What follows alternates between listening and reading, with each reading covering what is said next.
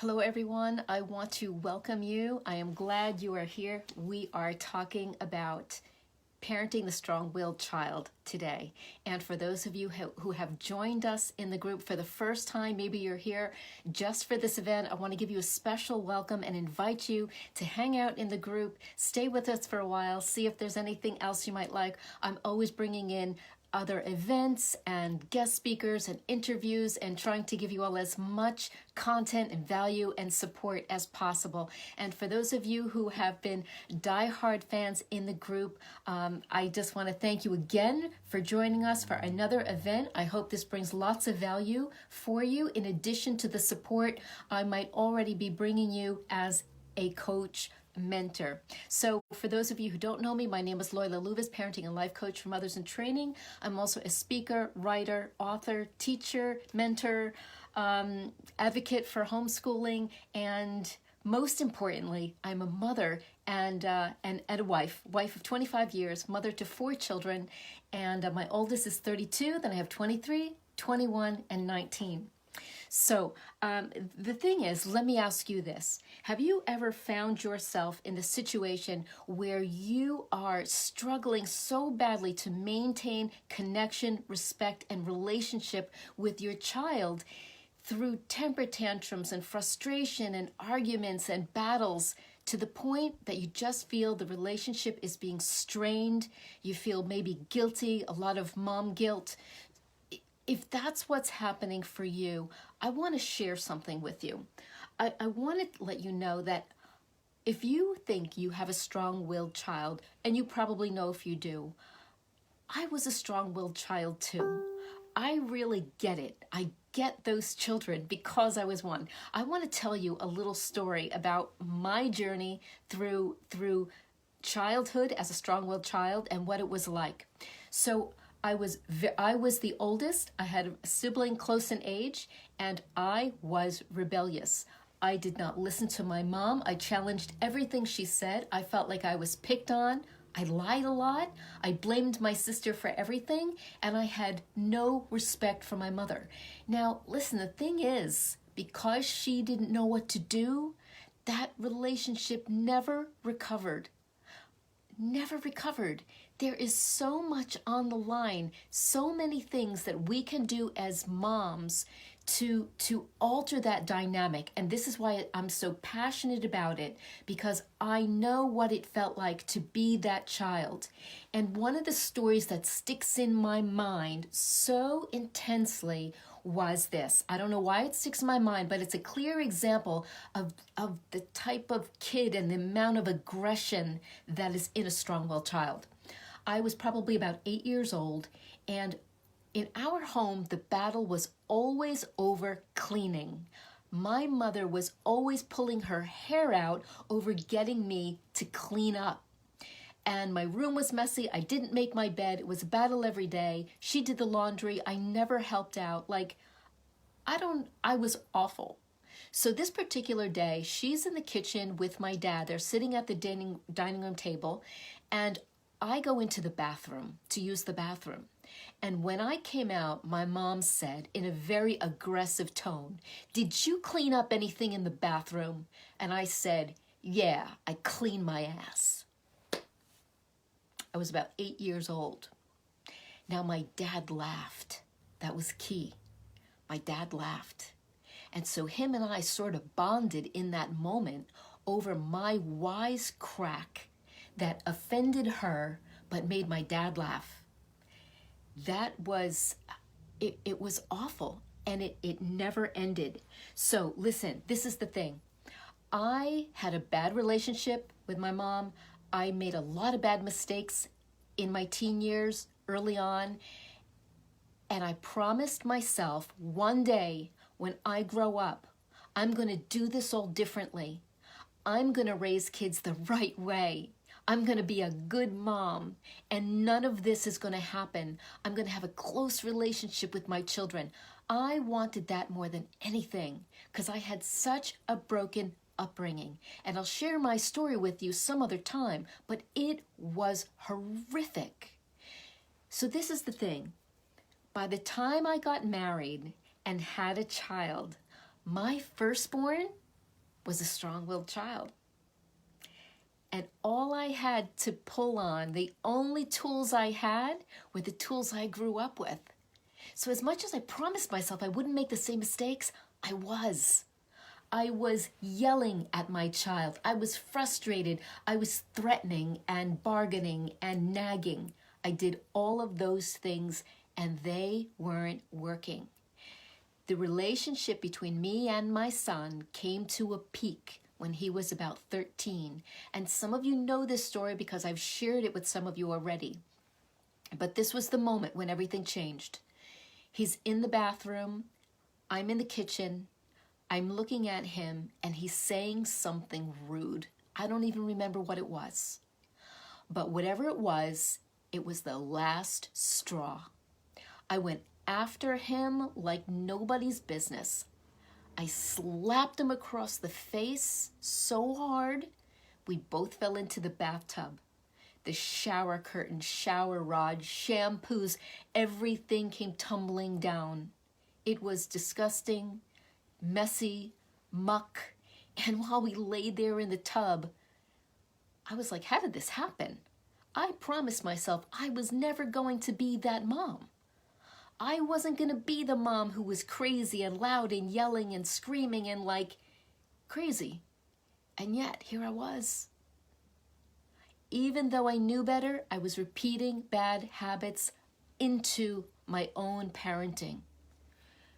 Okay, I promised never again. I learned some lessons. I learned some strategies. I went on to remarry, right? Because I was in a bad marriage. That marriage ended. Years later, I remarried. I had 3 more children, and I can tell you, never. I raised another strong-willed child. I have 4 children, 2 of them are strong-willed. But I can tell you, I never raised my voice again. I never threatened or lost my temper or did anything that would destroy the relationship because I learned a few things. And the things I learned, I'm going to share with you. What I did was I got clear on my role. I got clear on my message, and I got clear on my mission. All right? So that's what I'm going to share with you. I'm going to give you 3 simple strategies, right? So the thing is, nobody's got the bandwidth. We don't, right now, in the challenges that we have today, we don't have the bandwidth for lots of information. We don't have the bandwidth or the energy for lots of strategies. So I'm going to keep this clear, simple. I'm going to give you some visuals to help you remember the concepts and some easy takeaways. I want you to be able to walk away with clear, actionable steps that you can implement right now. Now, this is the thing. I'm promising you during this time together, tools to create immediate change, a clear course correction, and a paradigm shift in your thinking. So this is something that you can instant takeaways. I hope you have a pen and paper. If you want, at the end, I will offer you my notes, right? So at the end of this, I'll ask you some questions and you can let me know if you want those notes. Okay, so if we've worked together, I know some of you are here, Mand, Nancy, who else? Who did I see here? Shauna, there's a number of you, Jennifer, who either I have worked with you before or I am currently working with you. So you already know that there are steps that work, and if you practice them, over time, they create change. This is the good news. The most significant part of change in the dynamic with your strong-willed child, you have control over, because you can control you.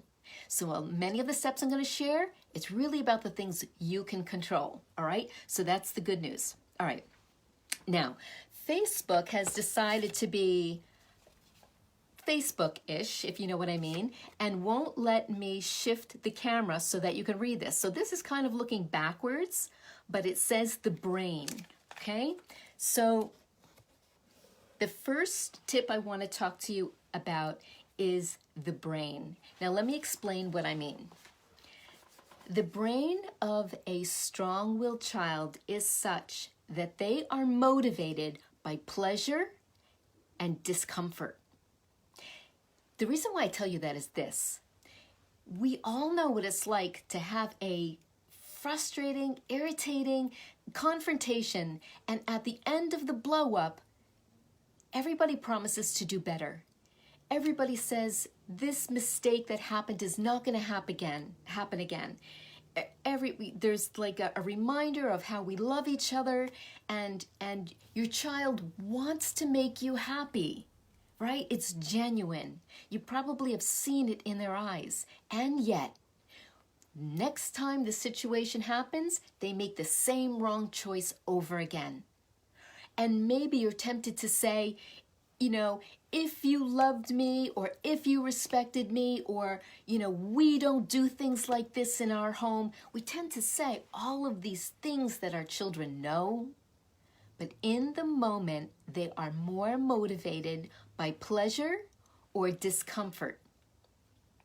And that's a key point that's important to remember, because it's almost like they lose control of themselves in the moment.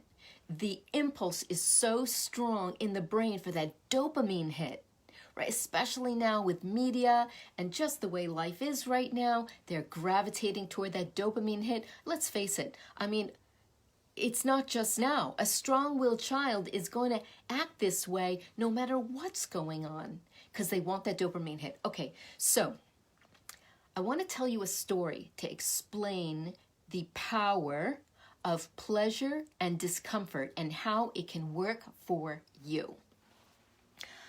I have a dog. I have a little miniature dachshund called Goliath. Now, Goliath likes to go outside and walk around and smell the garden and pee on the grass and bark and run and just do things that dogs like to do. Now, Goliath has discovered that I don't just take him outside and let him run wild. I put him on a leash. The leash is in a drawer. Goliath now, when I go to the drawer to get the leash, Goliath will come running over to that drawer, wag, spin around in circles, get all excited, go to the door, and come back to me. He goes nuts as soon as I go to the drawer where the leash is. Now, his brain is probably about that big. And yet this dog knows that he likes to go outside, and he likes all the things outside. But before he can get outside, there's a leash that goes on him, and that leash is in the drawer. And when I go to the drawer, I'm going to get the leash that's going to go on him so he can go outside. If a dog can make those connections, and link all the steps, our genius, brilliant, smart children, they're making connections too. This is the thing. Now I'm going to get a little technical with you. In the brain, neurons fire. And when neurons fire, connections are made. So something that creates a dopamine hit, pleasure center goes off. Whatever the thing was that released the dopamine, the pleasure and the thing that created the dopamine hit connect, a neural connection. It's how addictions happen, right?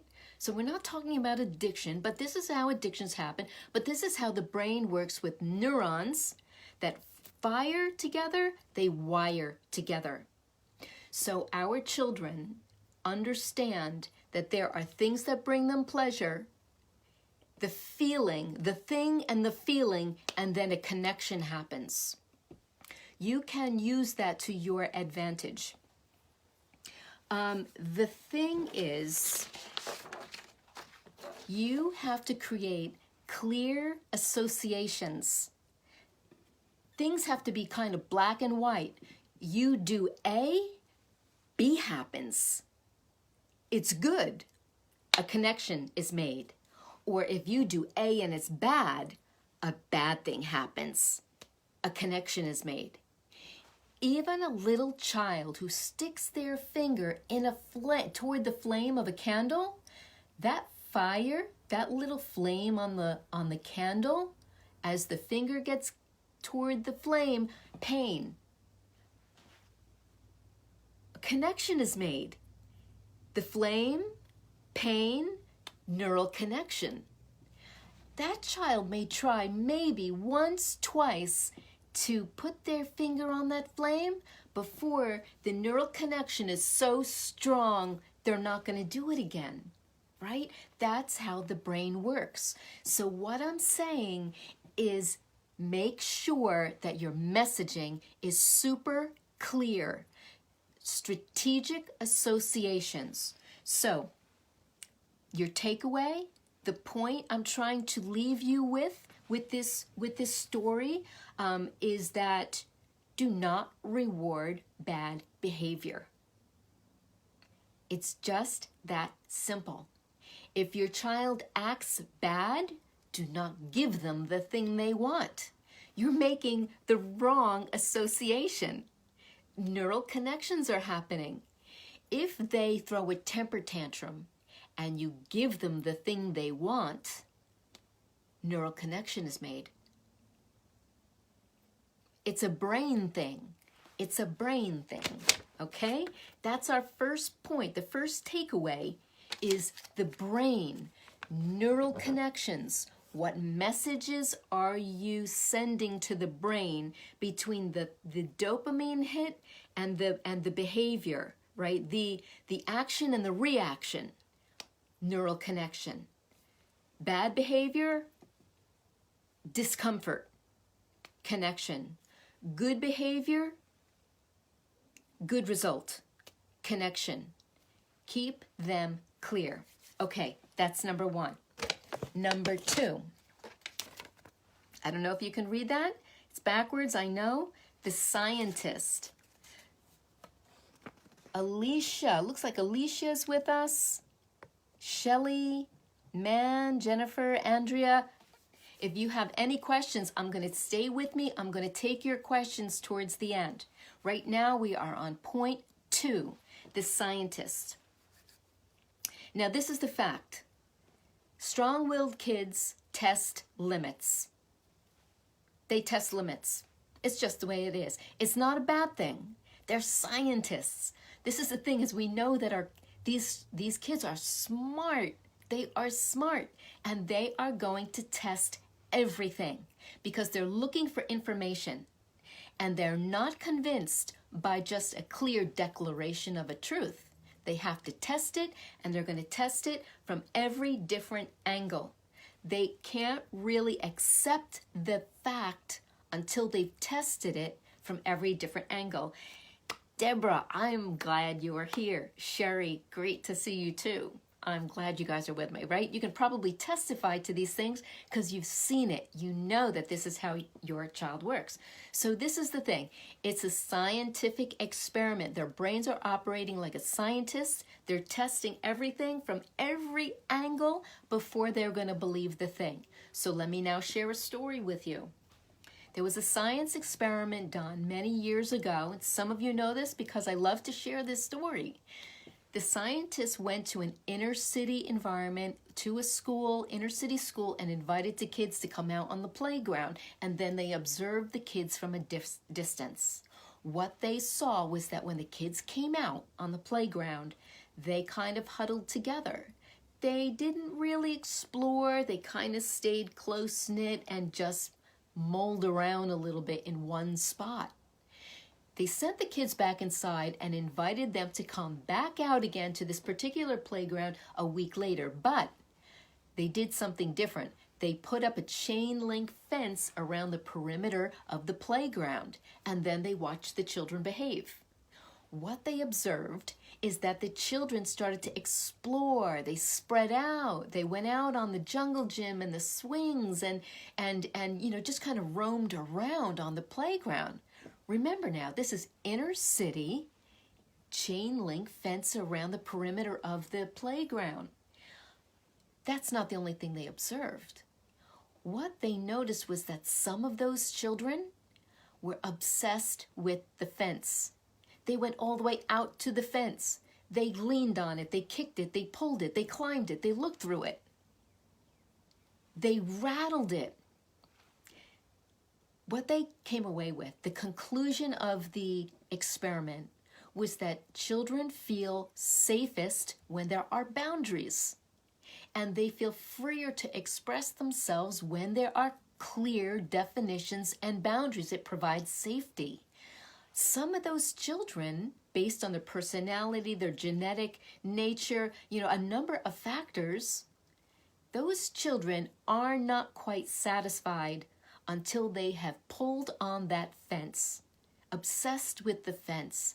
The more they can shake and pull and kick and have that fence not move, the safer they feel, even though they're pulling, shaking, kicking, climbing on the fence. That's our strong-willed children. They are obsessed with the fence. So the takeaway is, the action step is, you have to have clear, strong, consistent boundaries, because even though the kids are testing it, they actually feel safe when those boundaries don't shift. And it's not personal. That chain link fence never gets offended, never has mom guilt, right? That chain link fence just stands as boundary, quietly, without moving, without shaking, without getting offended. It's just there, providing safety and a perimeter. That's what we do. That's number two. That's the scientist. They're exploring, they're testing, they need clear boundaries, they need a chain link fence. Okay? Now, an example of what I'm talking about would be this. When you give an instruction, don't nag, don't repeat yourself a million times, don't get exasperated because you only lose the message once you bring your emotions into it. Your messaging gets muddy. Keep the instruction clear, tight. Disconnect emotionally from it. Your child is testing the chain link fence. Don't be offended. It's not personal. Clear, instructive. You give the instruction, you look and you wait and you escort, you help. You do what you have to do to see the command or the instruction followed through on. If you get emotional about it, you muddy the waters, you're the fence that sways, and that's scary. All right? Moving on to number 3. The leader. The leader. So, backing up a second, we've talked about the brain, the way the brain works, neurons that fire together, wire together. Keep the messaging. Let pleasure and discomfort serve you because neural connections are being made. We've got the scientist. Kids are exploring and testing. They want to see how everything works. They want to know what's legit and what's not. Is this always going to be true? It's not personal. They're just testing. It's your job to be the chain link fence. And then we've got the leader. Okay? Now, this is the thing about strong-willed children are especially triggered by confusion. They're triggered by confusion. They are going to act out in huge ways if there is confusion in leadership. Now, we are social creatures. In any sort of a pack, there's always a leader. In the home, that's a pack. That's the tribe. And you are the leader. If you are not a calm, assertive, strong leader, your child will perceive that, the strong-willed child will perceive that as confused control, a lack of control, and it's scary. And they will step into leadership even at 3 and 4 years old. A strong-willed child who needs good, strong leadership, if they don't sense it, will step up and take the position. Try to take the position. You're not the boss of me. I'm the boss. Do what I say. Mommy, go get me this. Give me that. And they will use this demanding behavior, these demands, anytime they want to derail you, throw you off track, because they can, right?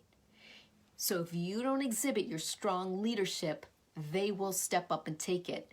I know one of you, scientists, Nancy says, scientist kids can be exhausting. Yeah, listen, it is exhausting. But what's more exhausting is losing control and getting stuck in the spiral of arguing and friction.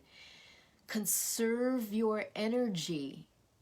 Make sure, listen, if you've only got 1 hour, 1 good hour with your child, make it a good hour. Make it a concrete, solid, clear hour of leadership. If you have to spend all day working on getting 1 command right, give it the day.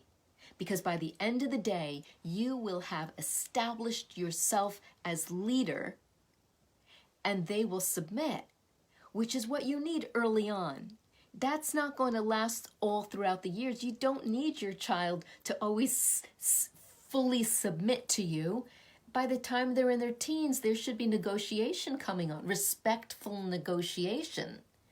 But if you're still dealing with a child, a young child, you've got to start with the foundation, with the basics. You've got to establish your leadership by getting a simple command respected, observed, cooperated with, right? So Mand says, how do you get it back? Mand, it depends on how old they are. The older they are, the harder and longer it'll be before you can get it back, if you ever get it back. By the time they're teenagers, you're not.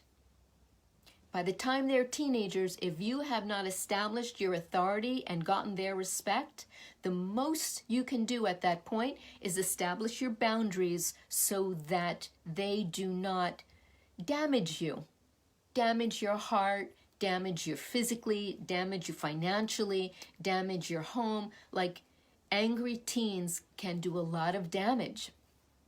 So you set clear boundaries, and you use the pleasure and the discomfort as leverage to get what you need.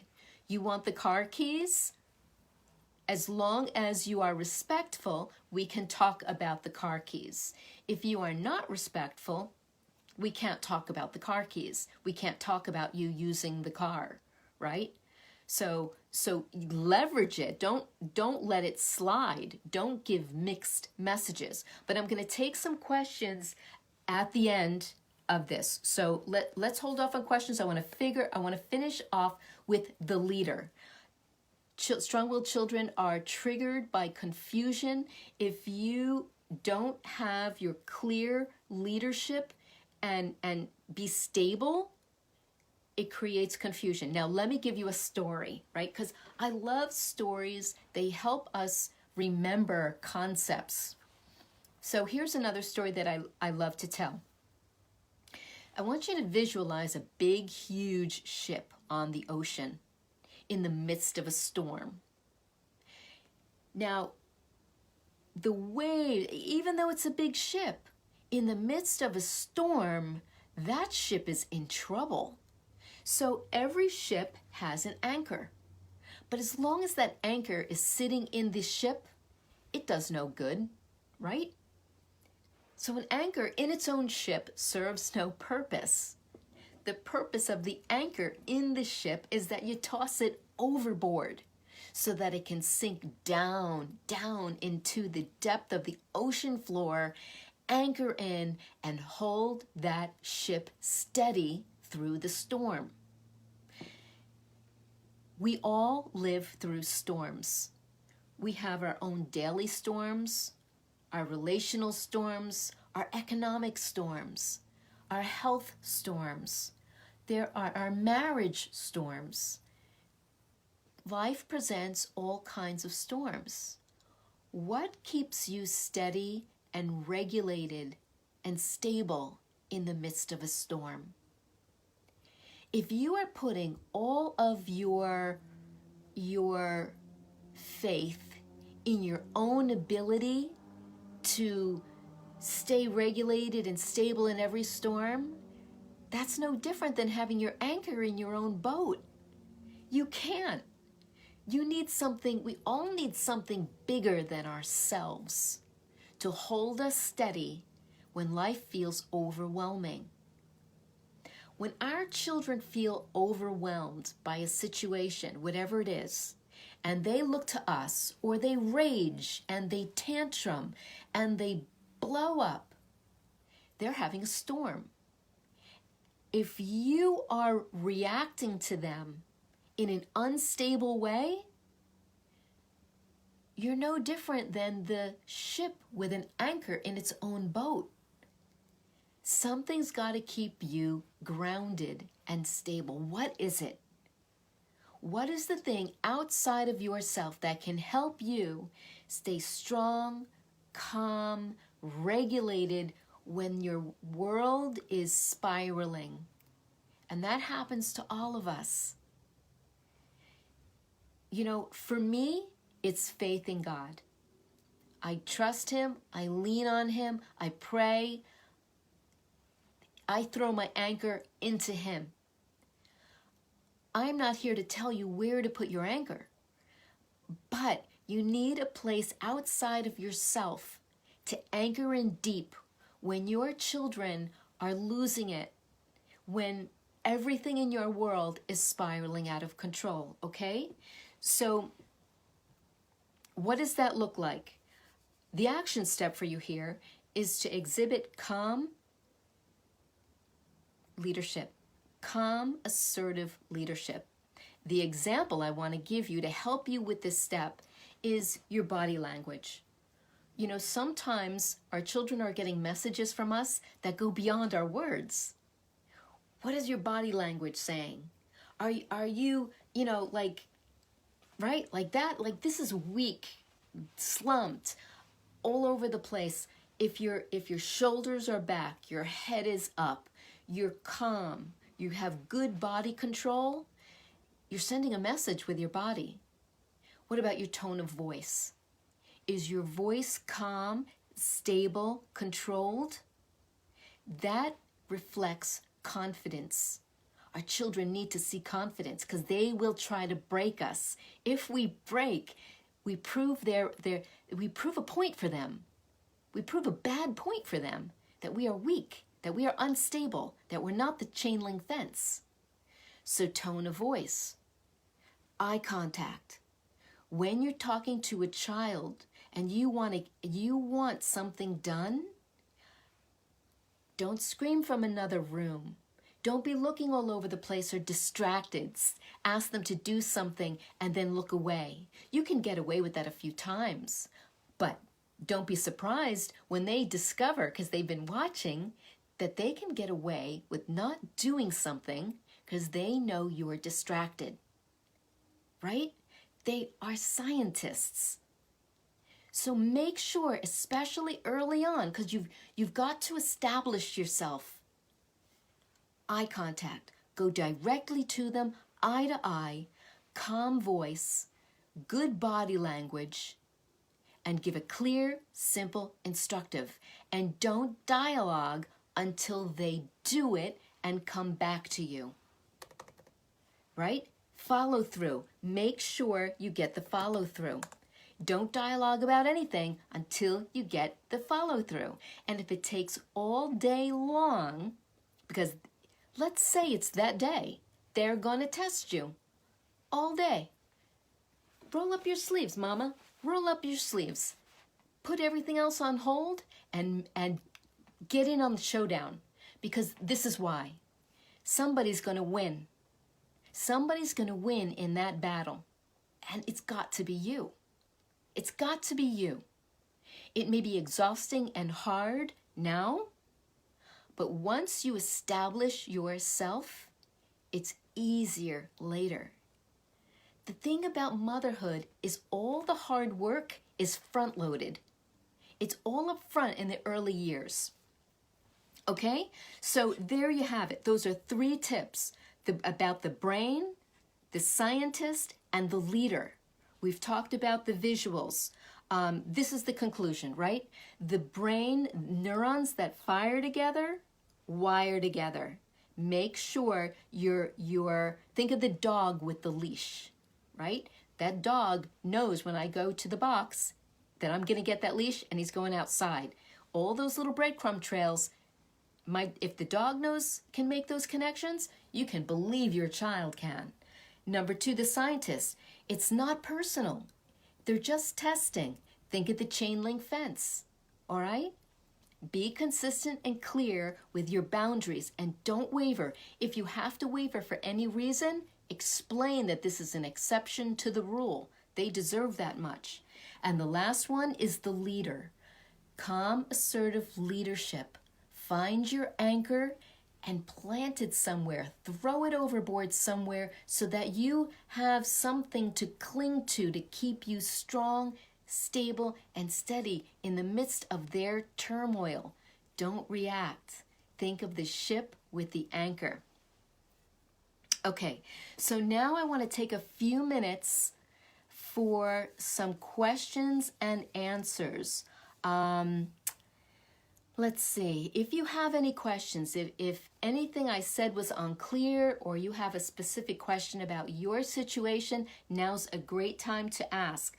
But before I do, I want to let you know that I have a swag bag for you, some swag bag bonuses valued probably at around more than $100. But if you I'll tell you more about that bonuses after our question and answer. So let's get right into Q&A. Okay, so Man says she's already damaging my house. Yeah, I know a little bit about your situation, Man, and your situation has been going on for years without correction. Patterns have been set. This has not changed for a really long time, and you need some hardcore training, therapy, at this point more for yourself than for the children. It's probably going to be years before they're actually ready to make amends for the damage that's happened on their end and before they're willing to hear you. So right now, I would say you really need to create some protective boundaries for yourself so that you can have some sort of a life for yourself.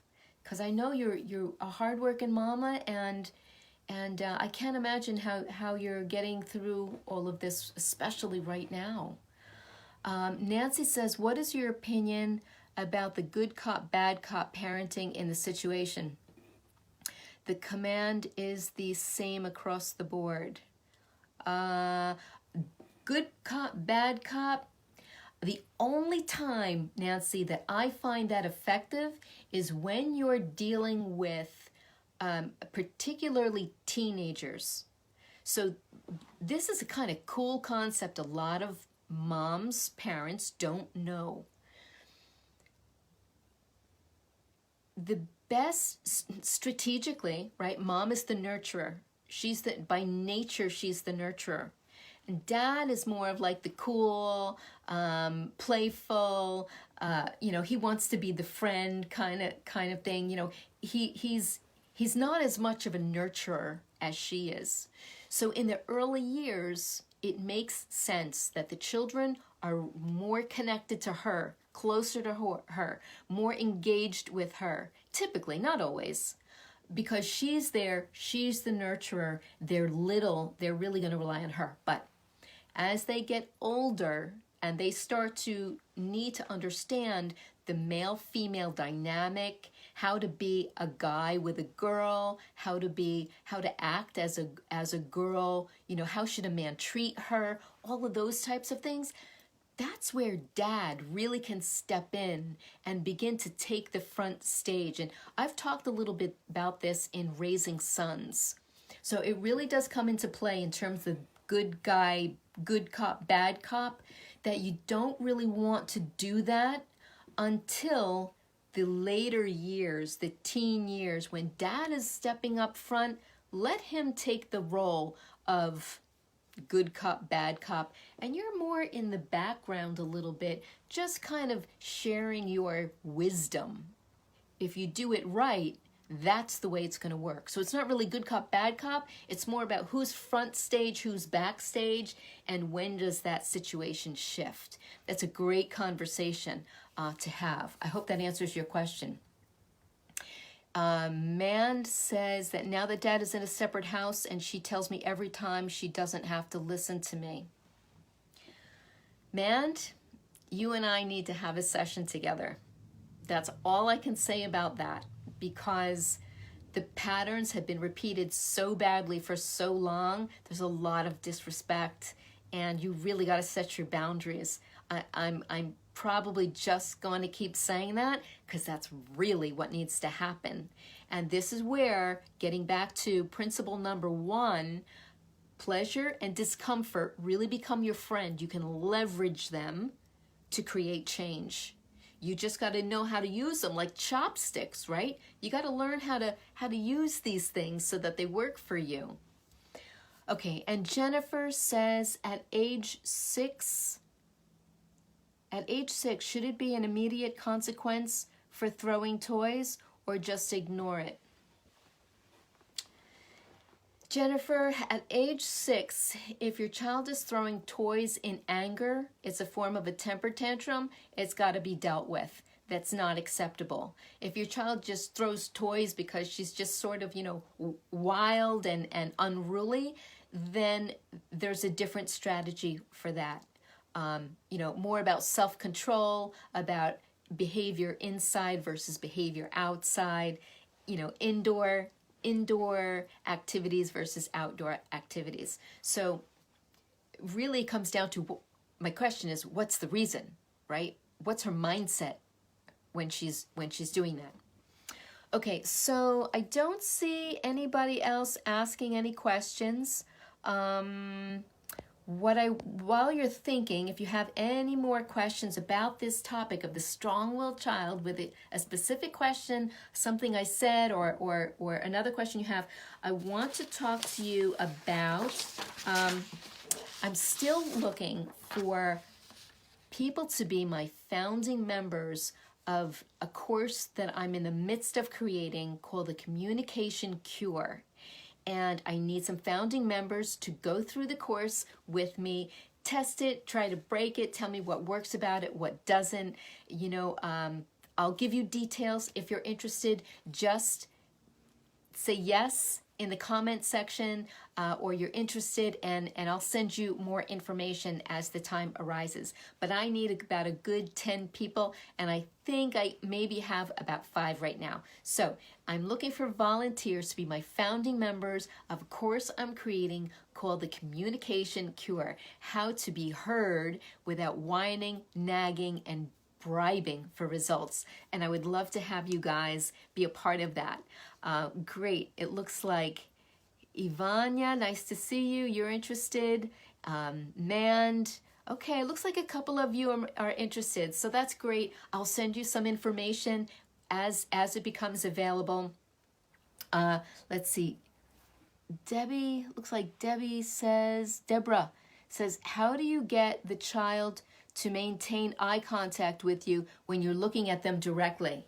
So easy. Love this question, Deborah. Great one. Really important, especially for younger children, is you just say eyes, right? For a young child, eyes, and you wait, right? Or maybe you gently take your child's head and have them, direct them to look at you. And that becomes, if you can't get the cooperation you want, and it goes all the way back to not being able to get eye contact. Well, now you put the instruction aside for the moment, because you've got to gain your first ground. Your first ground, your first gain, your first win becomes the eye contact, if that's where you're at, right? So don't try and accomplish too much at one time. If your child is so resistant to you that you can't even get that eye contact, then work on the eye contact. And you show good, clear satisfaction and pleasure when you finally get the eye contact. And maybe that's all you work on for now, right? Because you can't work on too many things at once. It floods everybody. It will flood your child. So, eyes, have your child look at you. If they won't even do that, then you have to work on eyes and that alone, and give good, clear signs of satisfaction and pleasure. Then you can take the next step. So break it down into little steps. Okay, Jennifer says she'd be happy to be included. Rachel says she might be interested. Rachel says I tell my children, look at me. They do for 2 seconds. Okay, so if they look at you for 2 seconds and look away, you don't have their eye contact. You don't have it because they're still in a state of resistance. That's what it means when they look away. I'm resisting you. I'm resisting you. Right? So take the cues. Believe the cues. I'm losing my light here. Take the cues when they give them. If they look away, it means they are resisting you and you don't have their heart.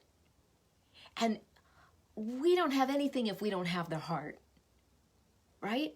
So start at the point of their heart. Look at me, say their name, nice calm body language, tone of voice, maybe hand on the shoulder, right? We've talked about this in temper tantrums. Once you have the eye contact and you can hold it, then you can talk. I need you to do this. Blah, blah, blah. Simple. No, they look away. Look at me. Keep bringing it back. Keep bringing it back. Because you want to know that at a heart level, they are not resisting you. Okay? Okay, so it looks like our time is just about up. I want to give you a swag bag bonus for sticking with me to the very end. I'm losing light here, so we're going to wrap it up fairly quickly. Okay, so this is the thing. Now, some of you have been on trainings with me before, so you have some of these things.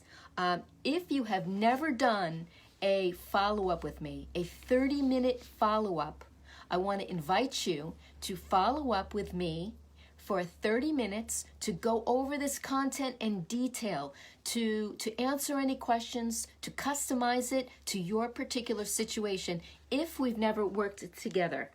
I want to give you my family scheduler that's loaded with free resources for the family. If you don't have that, right? Some of you do. Now, I haven't forgotten about those of you who have gotten the scheduler and who have had a 30-minute follow-up with me. I want to offer you as well, and I know I've never offered this to anybody yet, is my audio bundle training. It is a 1-hour training by audio with the transcript and a workbook. And it's valued at about $50. And I'm going to give it to you for free as part of this training bonus. So I want to thank you for being with me on this training. I hope that you have some clear takeaways and that you will take advantage of the bonus offers. Just write in the comments section, I want the bonuses, and I will follow up with you and make sure that you will get whatever you are entitled to as a guest tonight. So I love you guys. This video training will be up for 3 days. So if you want to watch the replay, go right ahead. It will come down in 3 days. Those of you who are new to the group, welcome. I hope you'll stay. We do trainings, interviews, I do random lives, and of course there's always lots of beautiful conversation in the group. This is a great and lovely group. Okay, love to you all. Bye.